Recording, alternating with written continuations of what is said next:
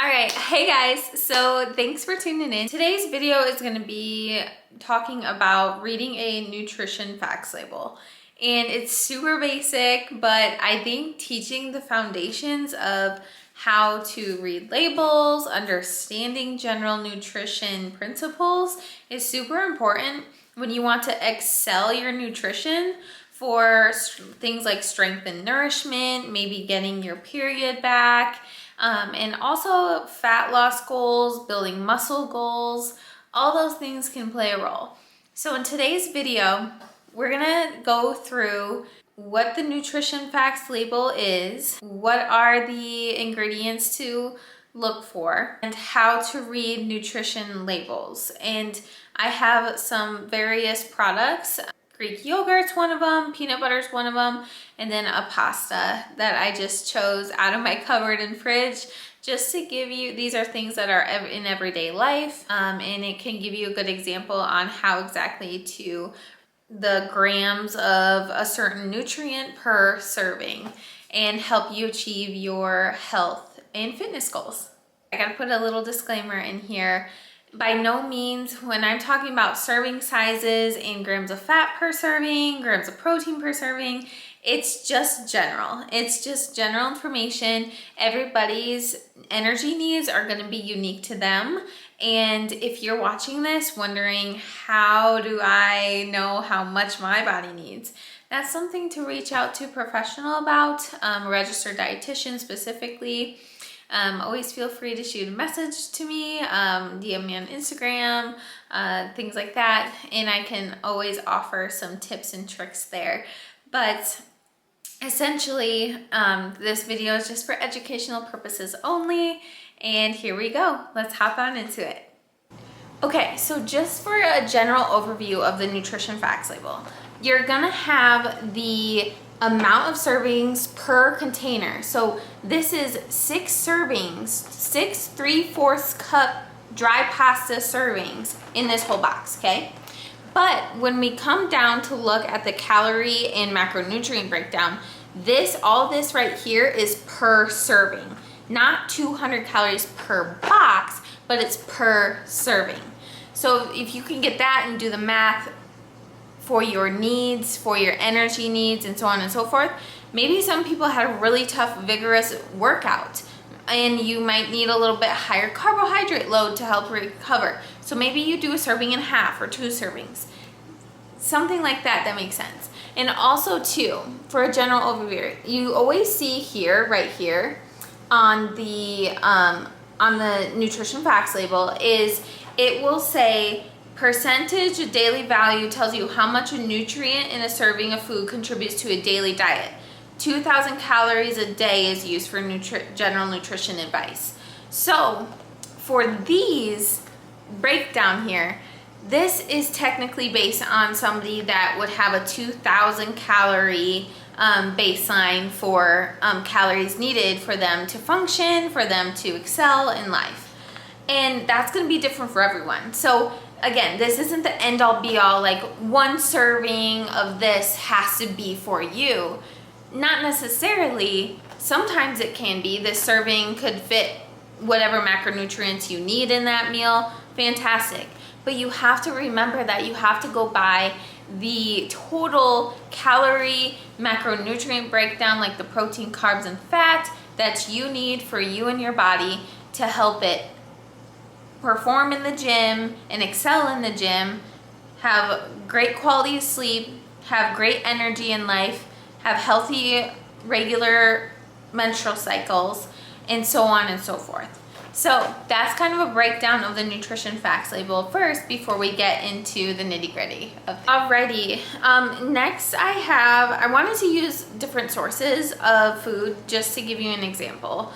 So like for peanut butter, for example, I always look for peanut butter that is just 100% peanuts or just peanuts and salt.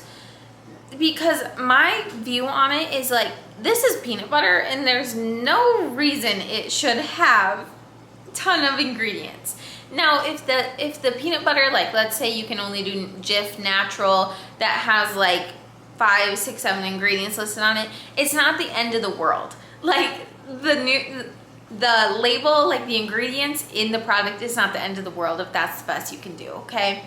But my point here is like, this is peanut butter, so it should just be peanut butter. Like, we shouldn't have to have, and I have this on the daily, so I want to make sure that I'm feeding my body the whole source food, as whole as I can get it, because I love some peanut butter on almost everything. And so I'm gonna have this in my day-to-day life, so I'm gonna be conscious that it has just the, hopefully it focuses here, the dry roasted peanuts. And it doesn't always have to be organic. This is just one I happened to like pick up, and that was in the grocery cart one day. Just had some fun. But you can see here is that the peanut butter is, again, it will tell you the amount of servings per container. So there's 14 servings per container. 14 2-tablespoon servings per container. So again, peanut butter. We sometimes, like, peanut butter is oftentimes really easy to kind of overindulge sometimes. And it's not that you always have to stick to 2 tablespoons of peanut butter for the rest of your life for a serving.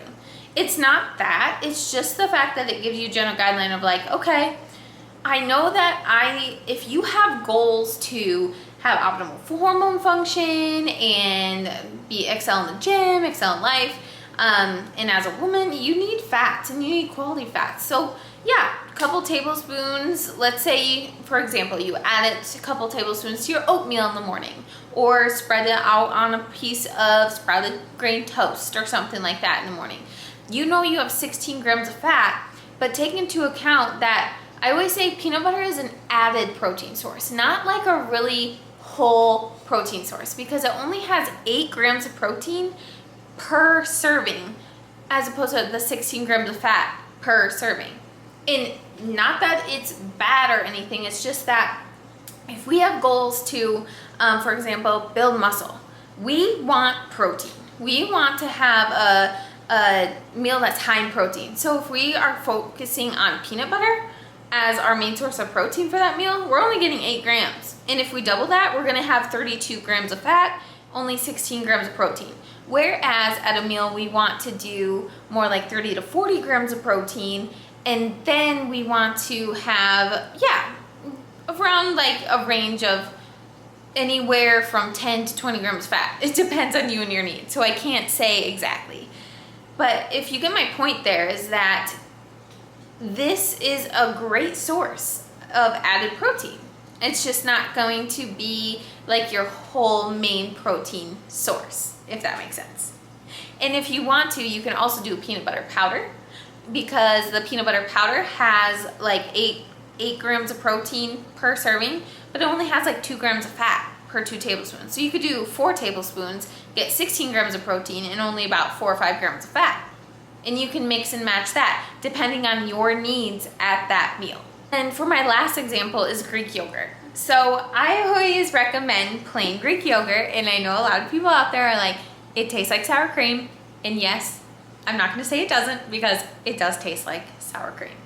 And I'm not here to tell you have to choke down just a whole bowl of Greek yogurt, but I'm saying that again, if I'm going to eat something on a regular basis, I want to make sure that it's as close to the whole real thing as possible. So if I get, let's say, like a vanilla Greek yogurt, oftentimes there's lots of added sugars in there. Not that added sugars are bad. It's just that I want to be aware of that, because I know that added sugars won't serve my health as much as getting in a lot of protein. And then I can get my sugars from, it's like putting in some berries, some low glycemic fruit in there mixed in, maybe some granola, getting it from some good quality sugars that will serve my body and have other micronutrient benefits to it, right? We'll discuss the whole fat Greek yogurt first. So this is the Siggy's brand. Really good brand, by the way. And you can always, if you're shopping on a budget, you can always do the best you can. Again, is if it's a store brand, maybe you do that. And I always say mix in some frozen berries, warm up some berries, get the juices in, mix it up, maybe a drizzle of honey or like a drizzle of maple syrup, like a teaspoon or so, and mix it in there. Just that little touch of sweetness, so that way you don't feel like you're eating sour cream. But plain Greek yogurt can go so many ways. You can add it to a savory dish. I use it as sour cream. I use it in a smoothie. I use it for a Greek yogurt bowl. You can use it for so many things, so many things. So it's great to have on hand, and it's a great protein source as well. So in this, you see there is 4 servings per container, 4 3/4 cup servings per container. And it has 170 calories per container, 7 grams of fat per serving. Oh, excuse me. It has 170 calories per serving. I think I said per container, per serving. Sorry for that confusion. 7 grams of total fat per serving. And again, we want to look at the total fat more so on labels when you're adding that up. And then total carbohydrate is 8 grams of 8 grams of carbs per serving. Total sugars, so sugars, I will discuss that in a different video, but total sugars as opposed to added sugars are different. And so if the less added sugars a product with a label has, the better. So I would say less than 3 to 5 grams of added sugars for any product that you're getting, and it's a pretty good product. But it has 18 whopping grams of protein per just 3/4 cup. So let's say you were really kind of behind on your protein goal for the day. Let's say again you have the goal building muscle. I use building muscle as an example because like I'm kind of in that phase, and I feel like other people are too. So I really want to pay attention to protein and be really cognitive that I'm eating enough. So it's 18 grams per 3/4 cup. So let's say I need 25 for the day. I'm just gonna have a cup. I'm just gonna have a cup of Greek yogurt, and boom, I got my 25 there for the day. And then also too, Greek yogurt is fantastic because it has those probiotics in it, live active cultures. Most do. Looking for the live active cultures in them can be helpful as well. So I hope this video finds you well and it doesn't find you confused at all, but I hope it kind of clears things up on how to really break down that nutrition facts label. I did not get into too much of the like cholesterol, the sodium, the saturated fats, the trans fats, things like that, because I think what's super important here is knowing you and your backstory, genetic factors, things like that. The sodium, the cholesterol, those factors will be different for everyone. The American Heart Association, I like going on there for like the sodium levels. Of course, if you don't have a heart condition, the sodium shouldn't be an issue too much. And if you're young and active and you're a female in your 20s and 30s, yeah, and you have a healthy body, healthy heart, things like that, you should be okay there. But just for the safety of everyone, I don't want to make overgeneralization of recommendations here. So just sticking with really focusing on, okay, what's the serving size, and then how many calories per serving, fat per serving, carbs per serving, protein per serving, and then fiber is another really good thing to look at. And trying to get around 25 to 30 grams of fiber every day can really help. And I usually say around, if you are starting out, 5 to 8 grams of fiber. Try that, see how it feels on your stomach. But with that, you need to stay well hydrated in between. So I hope that you got something out of this video and it gave you some better clarity and a little more confidence going into how am I reading these nutrition labels and not fearing the serving size. For example, I have a thing of oatmeal in there and a 1/3 cup is a serving, but your girl needs more than that because I did the math and I'm like, that's not enough carbohydrates for me, so I'm gonna bump that up to 1/2 cup. So again, I can't give any specific numbers on things of what would be good for you because I don't know what your needs are, how active you are, what's your history, any genetic factors that play a role in changing things up.